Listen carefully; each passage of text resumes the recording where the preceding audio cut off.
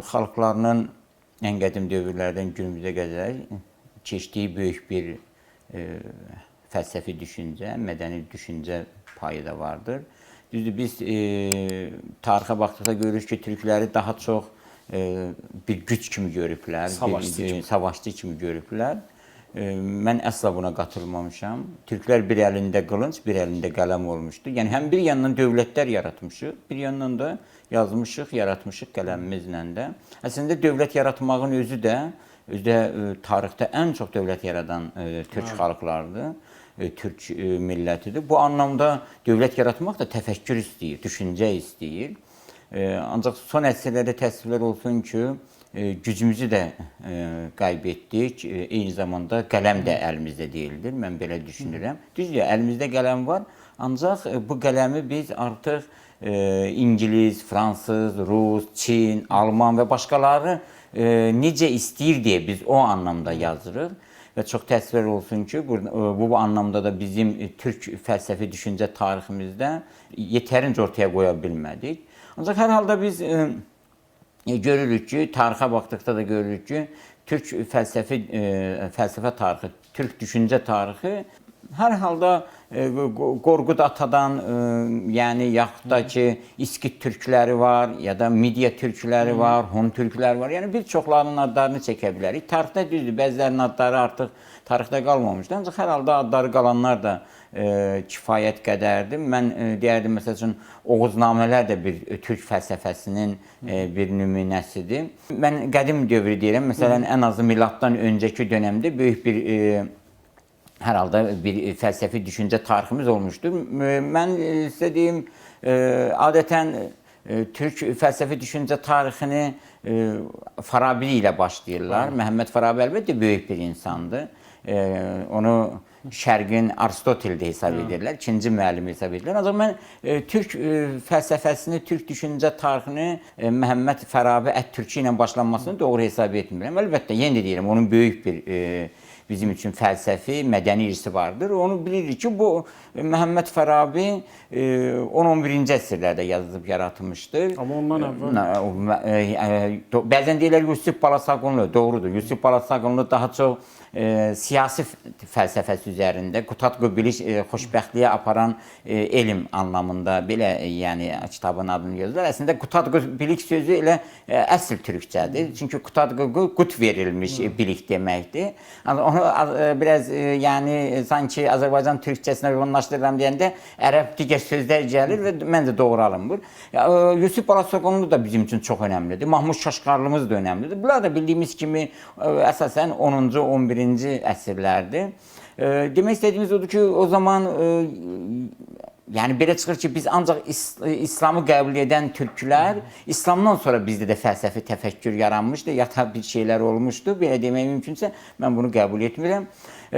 O anlamda da hesab edirəm ki, bizim fəlsəfi düşüncəmiz, yəni, məsəl üçün, İskit türklərində anarxist vardı. Başqa belə var, çox da tanınmır, ancaq hər halda İskit türklər deyədikdə mən miladdan öncə 6-5-ci əsrləri nəzərdə tuturam. Kifayət qədər də qədim tarixdir. Bəli, ondan da əskilərə dayalı biz isimləri deyə bilərik. Mən, məsələn, anarxist var, Tokar var, başqaları var. İskit türklərdir. Düz indi deyirlər anarxistin, məsələn, anası Yunan kökənli olmuşdur. O da biraz mübahisəlidir. Hər halda fərq etməz. O da vaxtilə onun adı Yunan filosoflarında 7 Yunan müdrikündən daha doğrusu birinin adı kimi çəkilir. Biz hər halda, məsəl üçün, Troyalılar və Etrusklar haqqında bəzi biliklərimiz var. Ancaq Troyalılar və Etrusklardan müdrik insanlar kimdir?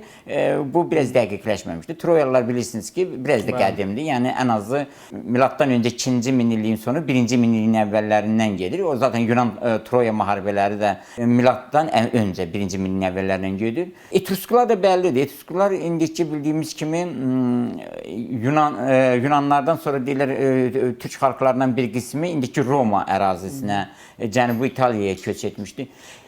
Orada da yəni Etruskların da böyük bir mədəniyyəti vardır. Hətta ən qədim əlifbalardan biri hesab olunan Latin əlifbasında məsələn Etruskların ortaya qoyması haqqında fikirlər var. Etrusklar müəllim, doğrudan da bu indiki İtalyanların ata-babaları hesab edilir də, düzdürmü, yoxsa? İndiki İtalyanlar aydındır ki, yəni bir çox xalqlar gəlib getmişlər.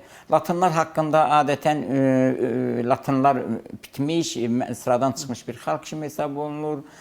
Ancaq əslində Latinlər deyilən, yəni Latinlər öz mədəniyyətlərini Etrusklar üzərində qurdular. Ancaq onlar da bitib getmədilər. Əslində vardılar. Sadəcə sonraki dövrdə Roma yeni bir şəkil aldı və beləliklə Etrusklar tarixdə yəni silindilər, getdilər. Demək istədiyimiz odur ki, mən hələ bu hissəni deyirəm.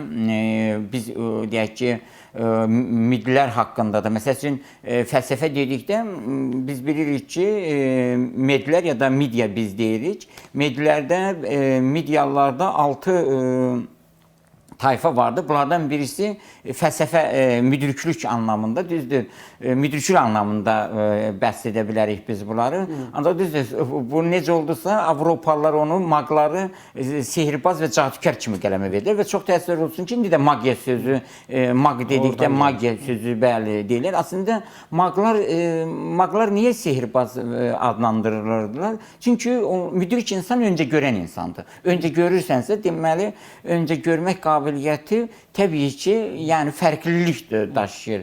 Bu fərqliliyi indiki anlamda bu sehirbazdır, cadükərdir. Bu əlbəttə doğru deyildir.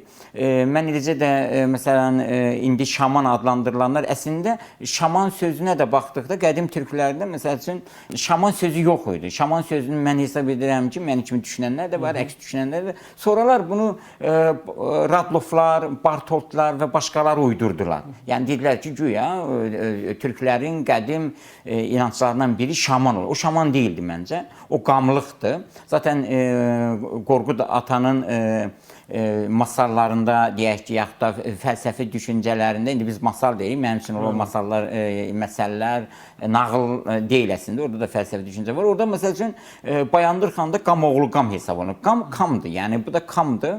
Diqqət yetirsək görərik ki, bəzi xalqlar soldan sağa, bəzi xalqlar sağdan sola oxuyurlar. Qam əksini oxuduqda maq adlanır. Əslində bunlar maqdırlar, qam və ya maq. Bunlar mənim fikirlərim deyil, bundan bağlı vaxtilə bir çox Qiyasəddin Qeybullayevin də, məşhur mifoloqumuz Mirəli Seyidov və bir çoxları bu haqda fikirlər, düşüncələr deyiblər. Eyni zamanda təkcə Azərbaycanımızda yox, Türkiyəmizdə də bəzilərinin fikirlərinə qatılsam da, qatırmasam da, ancaq İbrahim Kafesoğlu, məsəl üçün, Türk mədəniyyət tarixindən də dəyərli əsəri var, Ziya Gökalpın var. Əli bəy Hüseynzadə özü qədim türklərin fəlsəfəsinə toxunmuşdur.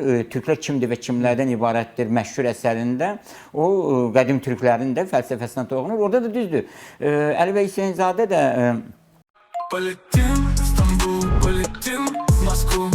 Дешево слетаем в Рим. Хочешь с кем-то хоть один. Карта цен тебе покажет, куда